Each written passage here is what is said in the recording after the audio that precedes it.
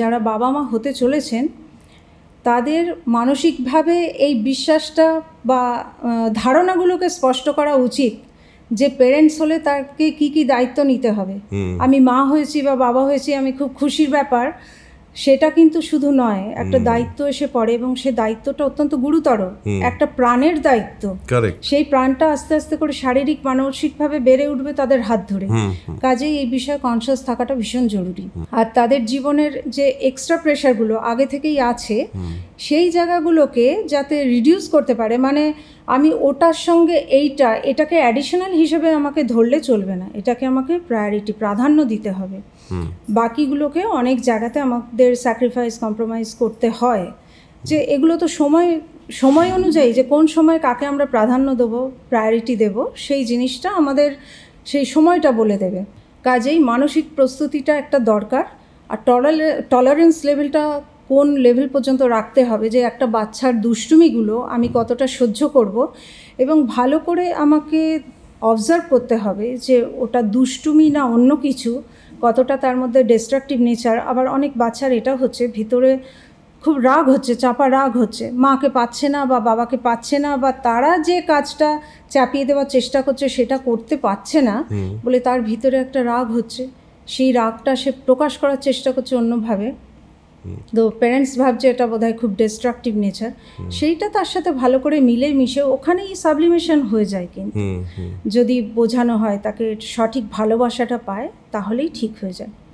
মানে আমি এরকম বলছি যে এটি মেয়ে, বাবা মা দুজনেই চাকরি করেন, সে এখন বড় হয়ে গেছে, আর এখনকার ছোট বাচ্চাগুলো তো আছেই, তাদের তো আরও সাংঘাতিক অবস্থা। এবারে মা যেহেতু চাকরি করেন সেহেতু মায়ের আবার ব্যাপার হচ্ছে যে একদম মানে স্কুলে হায়েস্ট মার্কস পেতে হবে, প্রথম দিকের স্তরে থাকতে হবে, এই রকম। কিন্তু তিনি তো পুরো সময়টা দিতে পারবেন না, যেটুকুনি সময় পাবেন তার মধ্যেই পুরো গ্রুমিংয়ের ব্যাপারটা থাকছে, তার মধ্যে প্রাধান্য পাচ্ছে হচ্ছে পড়াশোনা।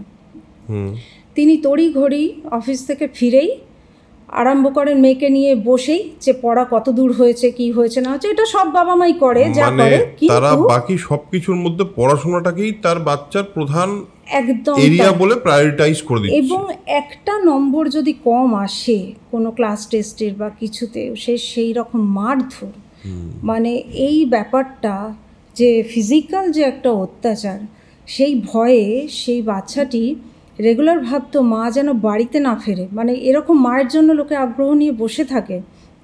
কিন্তু এসেই যে ওই কতটা হোমওয়ার্ক হয়েছে, কোনটুকু বাকি আছে, কী আছে, সে এত অ্যাংজাইটিতে ভুগত যে আমার যেন একটুও না মিস হয়ে যায় কোথাও থেকে, অনেকটা কাজ দিয়ে যাওয়া, সেইটা করতে হবে, স্কুলের কাজ করতে হবে, স্কুলের মার্কস যেন এদিক থেকে না হয়, সিভিয়ার অ্যাংজাইটি, তারপরে সেরকম মারধর, এইটা করতে করতে এবারে শুধু অ্যাংজাইটিটা আমরা দেখতে পাচ্ছি, তার ভেতরে তৈরি হচ্ছে রাগ, চাপা রাগ, ক্ষোভ, যেগুলো সে যখন এসেছে ক্লিনিকে অ্যাংজাইটির পেশেন্ট হিসেবে এসেছে, হাত পা কাঁপছে, তার সব কিছু কাজকর্ম বন্ধ, কলেজ যাওয়া বন্ধ, এরকম অনেক কেস এসছে যাদের যখন পড়াশোনাটা পুরোপুরি বন্ধ হয়ে গেছে, স্কুল বা কলেজ পুরো অফ হয়ে গেছে, তখন প্যারেন্টস নিয়ে এসছে, মানে ওরা পড়াশোনা করতেই পারছে না, পড়াশোনা করতে পারছে না বলেই এনেছে।